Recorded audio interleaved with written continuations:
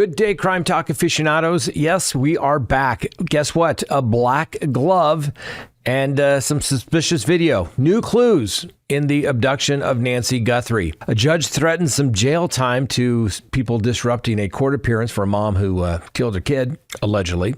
The au pair's sentencing looms in the little twisted Virginia murder scheme. A Kentucky woman faces felony charges for allegedly falsifying sex assault claims.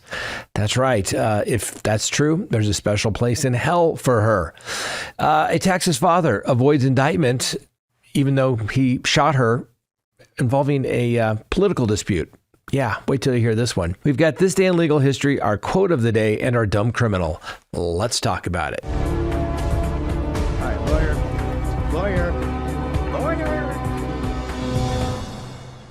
Good day, everyone. My name is Scott Reich, and this is Crime Talk. Thanks for joining us. You know the drill. Subscribe if you haven't, like if you do, leave me a comment below, hit that little bell for notifications, and yes, you can check us out anytime on any of your favorite podcasting apps. And as I said the other night on our live show, just the podcasting part through the podcasting apps, almost 3 million downloads. Can you believe that, ladies and gentlemen? 3 million. That is amazing. So appreciate it. So if you don't watch us, you can always listen to us. Appreciate it. All right. Before we get to the docket, let me remind you, go to crimetalksearch.com, get that background subscription service today. When you do, you'll be able to check out anybody here in the United States. You're going to get all types of information. You're going to get their social media presence. Okay. You may think, well, why would I want to know somebody's social media presence? Well, if they're coming into your life, you're going to find out what they're about, correct? How about email addresses? Well, maybe they gave you that one email address, but why does they have 6 others? Could it be for all those other dating sites they're on? Maybe the ones they aren't telling you about? And phone numbers, same thing. Why do they have a burner phone? Is that because they, hanging out with their mistress? Yeah, check it out. You'll also find out if they have a criminal history, married, divorced, liens, judgments, bankruptcies, as well as are they on one of those sex offender registries. Go check them out. And if you're dating someone, ladies and gentlemen, it is dating malpractice not to go to crimetalksearch.com and check out this person coming into your life. All right, let's go ahead and open the record for Thursday, February 12th, 2026. And first on the docket, black gloves and mysterious videos. That's right. New information in the Nancy Guthrie case. And I'll tell you what I think things are going at the end of the story, all right? So in a case that obviously has captivated the nation, and it probably wouldn't be in the headlines, but for maybe a 10-second blurb on the local news, if this was not Savannah Guthrie, the, NBC Today co-anchor, and her mom, Nancy, had been missing. So Savannah Guthrie is obviously the co-host. If it wasn't for her, do you think they'd have all these FBI agents and everybody out looking for her? No, they take a missing person report, do a couple of little things, check it out, and move on, and there'll be a missing persons report. That's it. But I guess it's good to be famous and rich. So the search intensifies as investigators uncover potential evidence linking a masked intruder to her disappearance from her Tucson, Arizona home. Now, Guthrie, who was last seen on January 31st after being dropped off following a family dinner, and then was reported missing the next day when she failed to attend a virtual church service. Now, the investigation, now in its 12th day as of February 12th, centers on surveillance footage from Guthrie's Google Nest doorbell camera, which captured a suspect tampering with the device at approximately 1:47 a.m. on February 1st. Now, the individual, clad in a distinctive jacket with reflective accents, a 3-hole ski mask, gloves, and a bulging backpack, possibly from a brand like Ozark Trail, appeared armed with a holstered weapon and was seen holding a flashlight in their mouth while disconnecting the camera. Blood discovered on the porch has been confirmed through DNA analysis to match Guthrie's, and her pacemaker ceased transmitting data shortly thereafter, raising concerns about her immediate well-being given her need for daily medication. So a significant development occurred when search teams recovered a pair of black gloves approximately 1.5 miles from Guthrie's residence in the rugged foothills north of Tucson. These gloves bear a resemblance to those worn by the suspect in the footage and are undergoing DNA testing to determine any direct connection. Now, People are highlighting the potential value of such items, noting that the suspect's unique attire, including the jacket, the horizontal stripes, and the backpack's reflective straps, could provide crucial leads through retail records or public tips.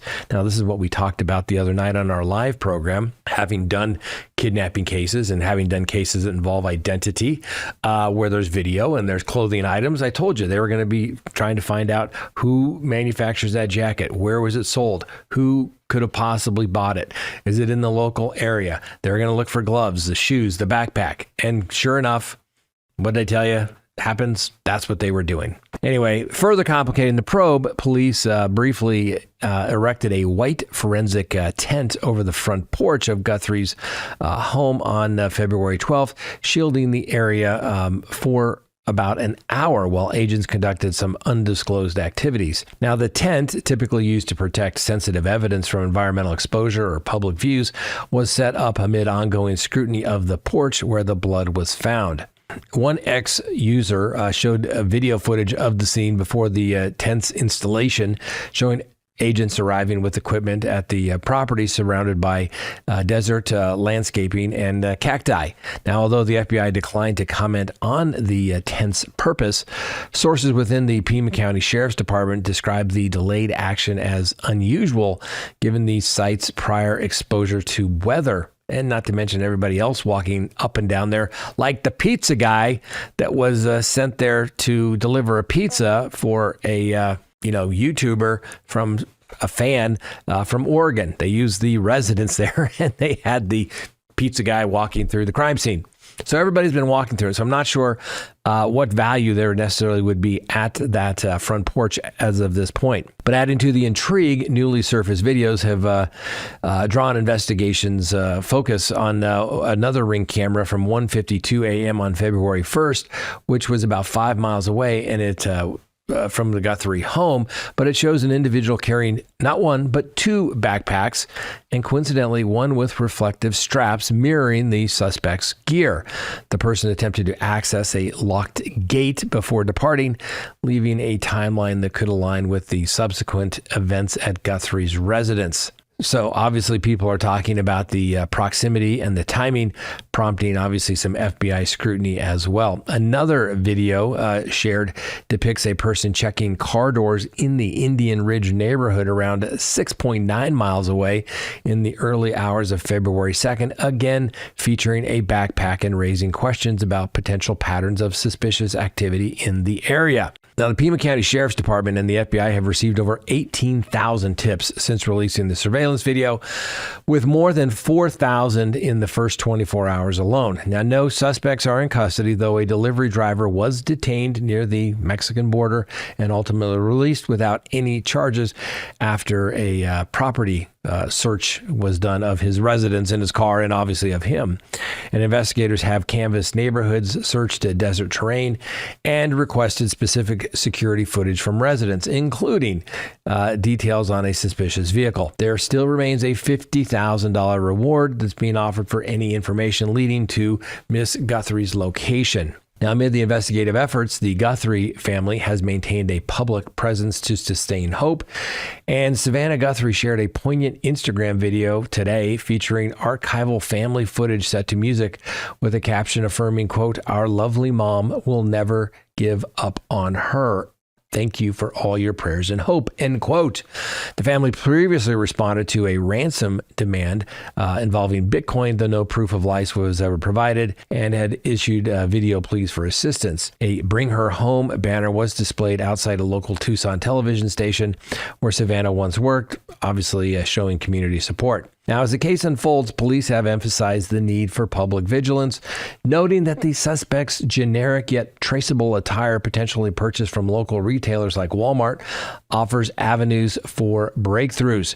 The combination of the now physical evidence, the digital footage, and the familial resolve continue to drive the pursuit of the answers, obviously, in this high-profile case. So let me give you a couple of thoughts on this.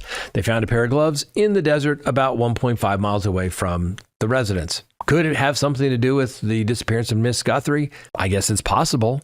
Or could it be somebody abandoned a pair of gloves? Maybe they fell out of their pocket, their backpack as they were walking. Maybe someone was doing landscaping work. You never know what it could be. Hopefully it's something of evidentiary value and they can get some DNA evidence on there and hopefully identify the person to see if they're responsible. I am sure there is DNA evidence in those gloves. The question then becomes, is the DNA of the person in those gloves? Do they have a rock solid alibi? Do they fit the general description of the individual, obviously, that was on the doorstep of Miss Guthrie's home? Now, there's also been additional reports where an alleged individual is sending requests to TMZ saying, hey, I want $50,000 in Bitcoin now, and I will tell you who's responsible for the disappearance of Ms. Guthrie. The person claims they need the money because they are in fear of their life, and they fear that they'll be canceled, like their words were, like that delivery guy. I think the ransom thing is a complete hoax at this point. I hate to be the old stick in the mud in this particular situation. As we mentioned the other day when we did our lives, I've never kidnapped anybody and asked a ransom for anybody that was ever kidnapped, but I've represented several people that have. And the first thing that people do when they want to get paid with a ransom is they go directly to the family and they want the money quickly. And they also show proof of life. All right. None of that took place. No proof of life. Requests sent to newspapers and TMZ of all places. Now, I guess you got to treat it as valid if you don't know, but I think at this point, I think it's all hoaxes. We know that one of the individuals that was requesting Bitcoin for the ransom was been arrested. It was completely bogus. I think the rest of the requests are bogus themselves, complete opportunistic people trying to take advantage of a horrific situation. So I hope that the IP addresses are ultimately determined so that they can find out who's been sending those requests for Bitcoin ransom money, and they're found, prosecuted to the fullest extent of the law. Unfortunately, I don't think that this was a case of kidnapping for ransom. I think this was a burglary. Something went bad, and somebody took the witness thinking, oh, I got to get rid of the witness to the case, only not realizing it just made the situation much, much worse. And obviously, if something bad happens to Nancy Guthrie, it's going to get really ugly for them. And if this person, if they identified them, my guess is they're probably south of the border by now. Anyway, let me know what your thoughts are. You think my theory is completely ridiculous, or do you think maybe we're right on? I guess we'll all find out together, and we'll be able to say whether I was correct or not. Next, let's go to Lompoc, California, where a judge issued a strong warning to spectators in the high-profile murder case against Ashley Buzzard. That's right, the Vanderburg Village woman accused of killing her young daughter, Melody Buzzard, emphasizing that any further courtroom outbursts could result in contempt charges. That would be direct contempt, ladies and gentlemen, where the judge says, "Sheriff, arrest that person." Anyway, for those who don't recall, Ms. Buzzard, who was scheduled to appear, was absent from the court today because she was sick, according to her public defender, as she informed the court.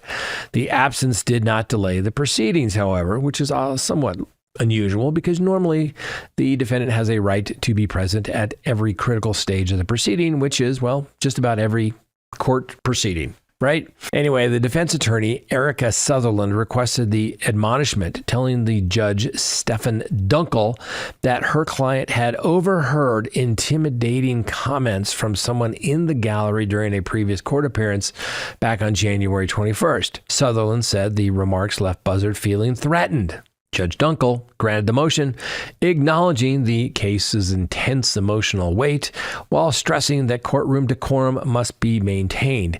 The judge said this is an emotionally charged matter, but the rules apply to everyone. He warned that future disruptions would be met with immediate sanctions, including removal from the courtroom, possible monetary penalties, or even incarceration for contempt. Now, Ms. Buzzard remains in custody awaiting trial on murder charges involving her young daughter. The next court date has not yet been set. Now, just a little word of advice. If you're going to go to a courtroom, public proceedings, yes, decorum matters, okay? don't make a fool of yourself. All right? Don't do it. All right? One thing I hate more in court is people that can't maintain a proper decorum, right? There's something that happens, their loved one goes to jail, or maybe somebody doesn't go to jail, and then the other side gets upset, and they always slam the door open as they leave the courtroom. If I was a judge, I would arrest every one of those individuals right there. Okay. The second thing that I really can't stand when you go to court, and I understand, families, they're grieving, things like that, but please don't put the deceased picture on a t-shirt. Please don't. Okay. Don't. It's just ridiculous. We all know you're together. We all know what side you're on. We all know what you want to happen, but please do not wear the t-shirt with the victim's picture on there with the in loving memory, rest in peace. I don't know why I hate that so much, but I do. Okay. Not in court. Maybe for the family reunion. Okay. Maybe for the girl's birthday trip. All right. But not in court. Not in court. Completely inappropriate. And, we're going to talk about this as well, because I was in court this morning and an attorney showed up with, oh my God, it was the most awful suit that I've ever seen in my life. It was like bright blue with big old checkered patterns on them. And I'm just looking at it and I look over, see another attorney, and we just kind of smile at each other. So I go over and I talk. I said, are we smiling about the same thing? He goes, yeah. And I said, if I had another attorney from my office there, and I said, I told this other attorney in my office, if I ever show up to court in a suit like that to, call the bar and take away my law license, okay? And tell me I look like a clown. Please tell me I look like a clown if I wore a suit like that. It was unbelievable. I just don't get it. I don't get it. If you're an attorney, I get it every now and then you want something bold, right? Like I got a gray suit. I don't wear it very often, but blues and grays for court. That's what it's meant to be. I know we digress, but let's move on. Next, the au pair's sentencing looms in that little twisted Virginia murder scheme. That's right. Oh, those little love triangles never turn out well. So the Brazilian au pair implicated in the chilling double homicide orchestrated amid a secret affair is scheduled for sentencing tomorrow, capping a case that has gripped the nation with its layer of deception and tragedy. Juliana Perez Magalhães could receive up to a decade behind bars for her role in the February 2023 slaying of Joseph Ryan. Her court appearance follows closely on the heels of a guilty verdict against Brendan Banfield, who was convicted last week on multiple charges, including 2 counts of aggravated murder in the deaths of his wife, Christine Banfield, and Ryan. Prosecutors portrayed the killings as a calculated conspiracy between the au pair and Brendan Banfield, fueled by their extramarital relationship. The events unfolded at the Banfield's residence in Herndon, Virginia, where the au pair served as the family's live-in child care provider. And on that fateful day, she placed 3 emergency calls to 911, disconnecting the first 2 before detailing the crisis in a third. Brendan Banfield then took the line, claiming he had fired shots at a man who had attacked his wife with a knife, according to courtroom testimony. Responding officers discovered Ryan deceased from gunshot wounds and Christine Banfield gravely injured from multiple stabbings. She ultimately succumbed to her injuries shortly after being rushed to a nearby hospital. Now, initial accounts from the au pair sparked doubts among investigators, leading to an extensive probe that uncovered the romantic entanglement between her and Brendan Banfield. And police allege that the pair devised an elaborate ruse to eliminate Christine Banfield without triggering a messy divorce. They reportedly enticed Ryan to the home under the premise of a consensual encounter involving some a little aggressive role-playing, prompting him to arrive equipped with a blade and some blinding materials. The au pair was taken into custody back in October of 2023, specifically for Ryan's death. Brendan Banfield faced arrest nearly 12 months later, back in September of 2024, charged with both fatalities. And in the ensuing months, the au pair pled guilty to a plea to manslaughter in Ryan's case, asserting during her testimony that Brendan Banfield had engineered the entire operation to sidestep the marital dissolution and having to pay the wife money. Brendan Banfield's own sentencing is slated for May 8th. And in anticipation of the au pair's hearing, the family of Christine Banfield, known as the Benson family, issued a poignant statement expressing appreciation for the judicial process and honoring her memory. They said the Benson family extends our sincere thanks to the jurors for their dedication, meticulous review of the evidence, and ultimately the delivery of justice for Christine and our loved ones. Their unanimous verdict was made possible by the thorough investigation and unwavering commitment of the Fairfax County Police Department, and we are deeply appreciative of the resources allocated and the diligence demonstrated in this matter. Acknowledging the case's complexity and distinctive challenges, we commend the Fairfax Commonwealth Attorney's Office for their adept handling. Our gratitude also goes to the forensic specialists, individuals who shared crucial information with law enforcement, and all witnesses who supported the prosecution. We recognize the invaluable aid from the Fairfax County Sheriff's Office throughout the proceedings. And during this ordeal, we have drawn strength from Christine's exceptional circle of colleagues and friends, whose presence and encouragement during the trial have been immeasurable. We remain eternally thankful to the Fairfax County Victim Service Unit for their steadfast guidance, support, and resources from the outset. Our heartfelt condolences extend to Joseph Ryan's family as we share in their profound sorrow and loss. Like Christine, he was a blameless victim in this tragedy. Christine embodied integrity, loyalty, empathy, and selflessness with an unwavering commitment to her family, friends, and those under her care and medical profession. She cherished her loved ones and honored her vows with devotion. Her life was cut short by an act of unimaginable brutality and futility. The falsehoods propagated about her posthumously compounded our anguish as much as her passing itself. We are resolute in the preserving her legacy as the radiant soul cherished by all who knew her. End quote. Very nice statement by the victim's family. It's always nice for the prosecution and all the team kind of get a shout out by the family. I'm sure they appreciate that. Now, the Benson family, I think that was very good. But just please don't show up to any of the sentencings with shirts with her face on it. Okay? Please don't do that. Show up looking like you're a professional going to court. You will have a much better chance of your voice being heard. And we'll see what the au pair gets. You know, she's supposed to get, quote, credit time served. Or do you think she probably should get 10 years? General rule of thumb, if there's a dead body, somebody's got to go to prison. 10 years on a dead body, that's not a bad resolution. We all know she's never going to serve 10 years. So either way, it's going to work out pretty well for her because let's face it, she was involved. She was involved, but the prosecution needed her as a necessary witness to make the case against Mr. Banfield. Sometimes you got to make a deal with the devil to get the more evil one. It's just the way it goes. Next, a Kentucky woman faces felony charges for allegedly falsifying sexual assault claims. Like I said in the introduction, if this is in fact turns out to be true, there's a special place in hell for people that make allegations falsely against people for crimes that they did not commit. Okay? Imagine if somebody did that to you and your liberty, your freedom, your life, your family's life is forever changed based on a false allegation. Special place in hell.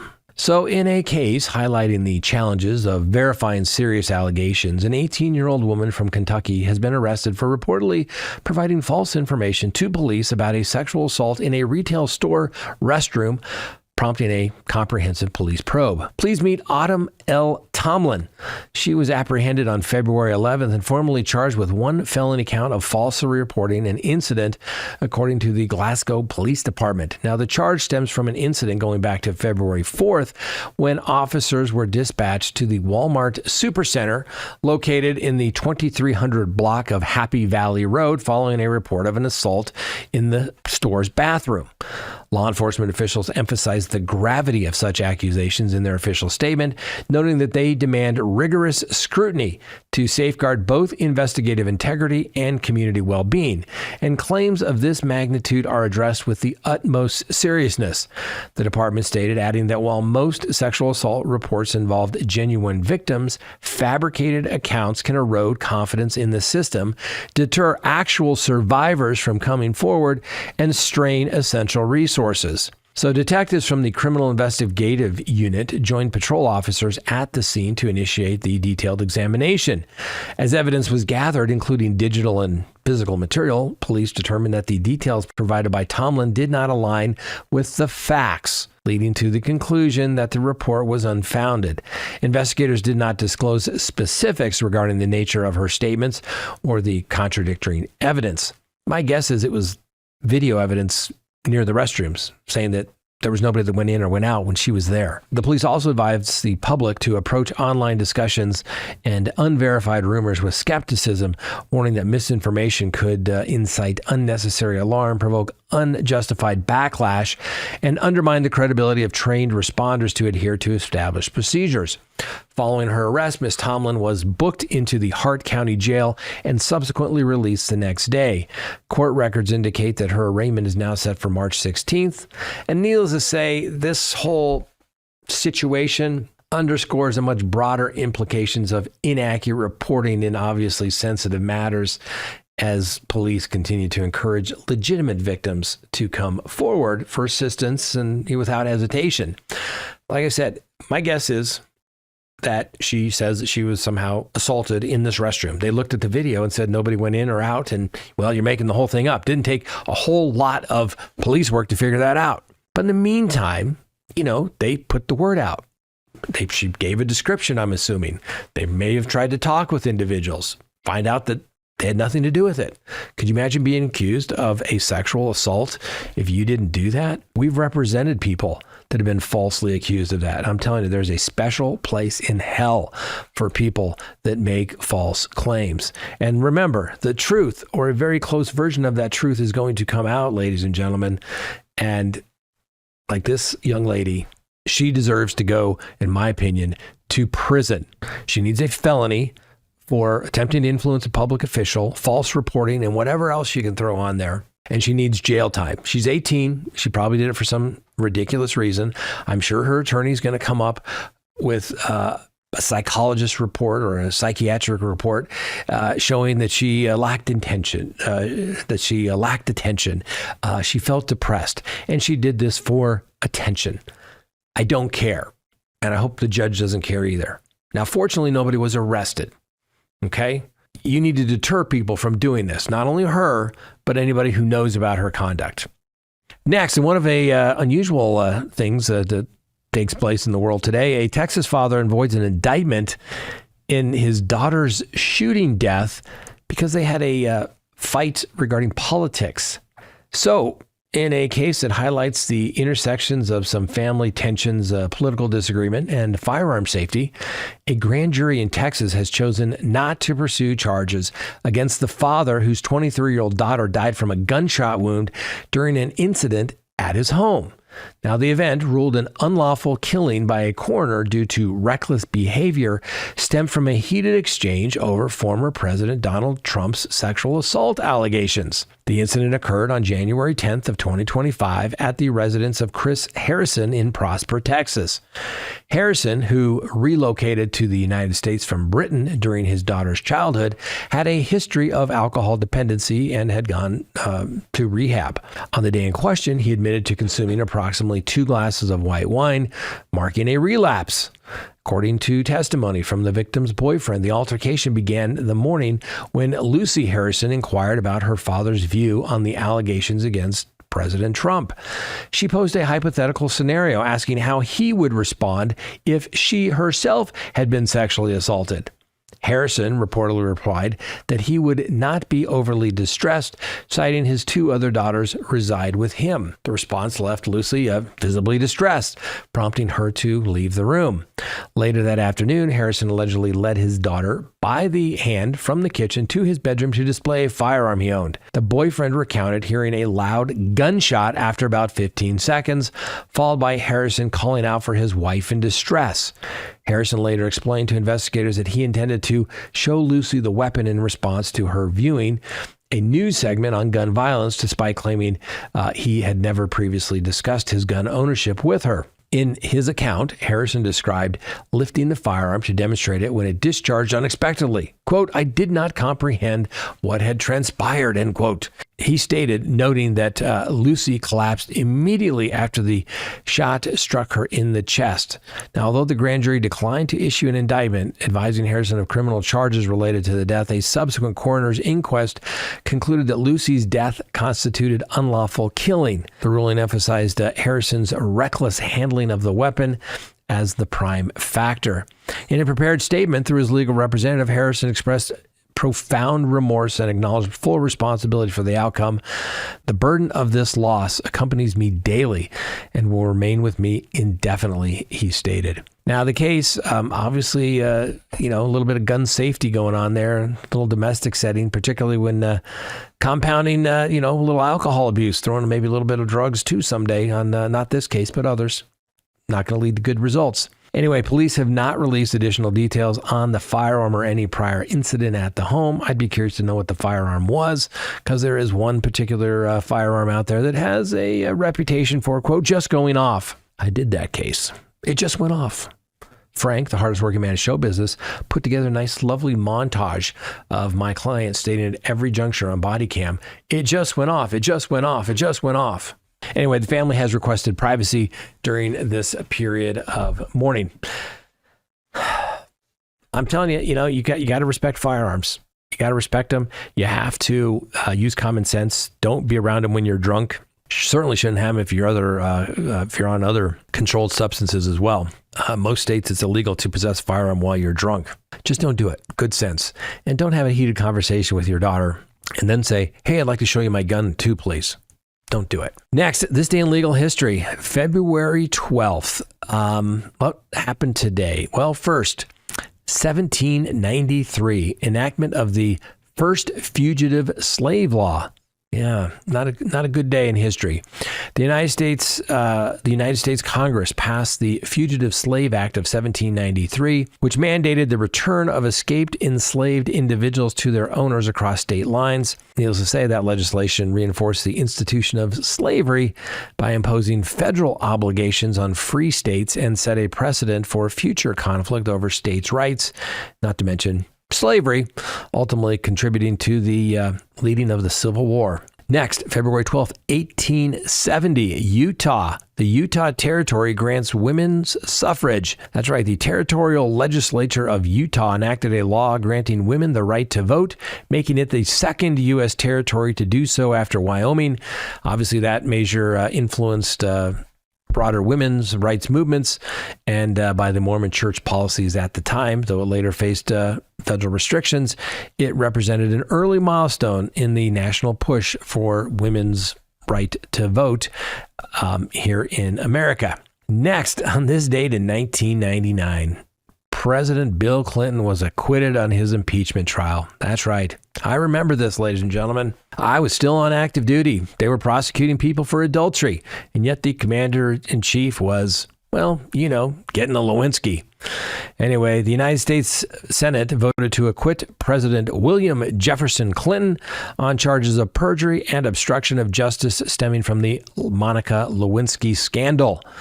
That decision, following impeachment by the House of Representatives, preserved Clinton's presidency and highlighted the political divisions of the impeachment process under Article 2 of the Constitution on President Bill Clinton's impeachment. Anyway, it comes on his denial of the affair with Monica Lewinsky. So the other thing that you have to remember is that he may have been able to stay president, but it did ultimately result in his loss of his law license because he perjured himself under oath. And, it turned out, we had Miss Lewinsky and we had a little blue dress that had some stains on it, ladies and gentlemen. Even presidents aren't supposed to lie. Next, how about a legal quote? Since we're talking about Bill Clinton and his acquittal on his impeachment trial? How about this one? With those words, President Clinton didn't just dig himself a hole.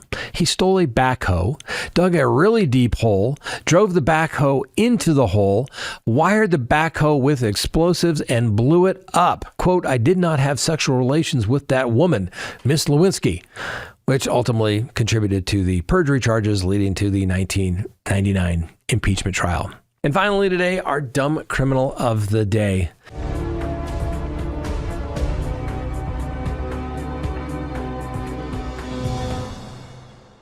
A man moons teens after a fizzy fury at a fast food fiasco. That's right.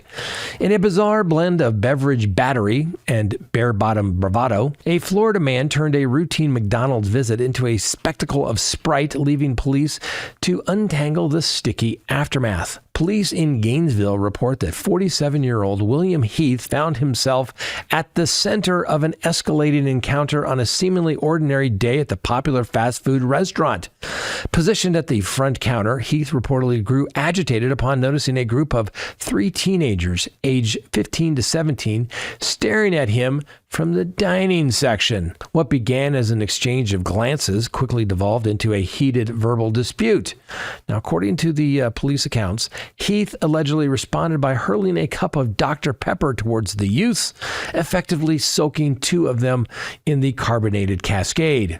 Not content with his effervescent escalation, he then departed the premises and concealed himself in nearby shrubbery along the sidewalk as plotting his next move from nature's camouflage.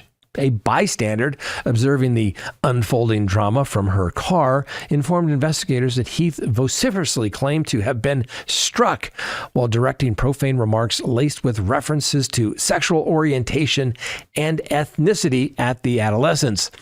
The situation reached its cheeky climax when Heath allegedly bared his posterior, delivered self-inflicted slaps for emphasis, and in subsequent statements to law enforcement, he candidly acknowledged his conduct, attributing it to feelings of profound distress and personal affront. Well, needless to say, Mr. Heath now faces some formal charges for simple battery and lewd and lascivious exhibition, underscoring the legal boundaries even in moments of impulsive indignation. Serves as a reminder, ladies and gentlemen, that in public spaces, composure often proves the most refreshing choice. Sir, you are our dumb criminal of the day. Somebody looked at you and you splash them with soda and then you moon them? Give me a break. Unbelievably stupid. All right, ladies and gentlemen, that's all we have for today. Hope you have a wonderful day. We'll see you next time. And remember, the Constitution matters.